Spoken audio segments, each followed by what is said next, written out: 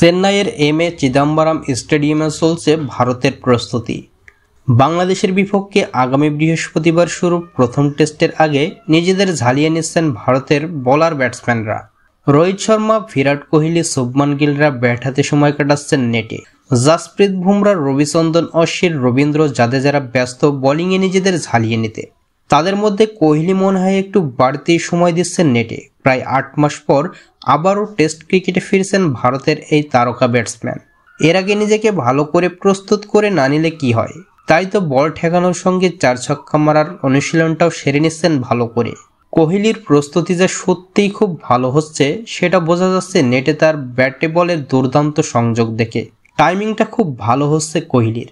নেটে অনুশীলনের সময় তো তার মারা একটি ৬-এ এম.এস চিদাম্বরম স্টেডিয়ামের একটি দেয়ালি ফুটো হয়ে গেছে। কোহলির সেই শটের ভিডিও এরই মধ্যে সামাজিক যোগাযোগ মাধ্যমে ছড়িয়ে পড়েছে। এক ইন্টারনেট ব্যবহারকারী সেই ভিডিওতে মন্তব্য করেছেন, সিপুকে অনুশীলন সেশনে ছক্কা মেরে বিরাট কোহলি ভেঙে দিলেন দেওয়াল। আরেকজনের মন্তব্য ছিল এরকম, সর্বকালের সেরা শাসন করতে আসছেন কোহলি। সিপকের ঠিক কোন জায়গার দেওয়াল ফুটো হয়ে গেছে সেটা জানা যায় আরেকজনের মন্তব্যে। অনুশীলনের সময় বিরাট কোহলি ছক্কা মেরে সিপকে ভারত দলের ড্রেসিং রুমের দেয়াল ভেঙে ফেলেছেন।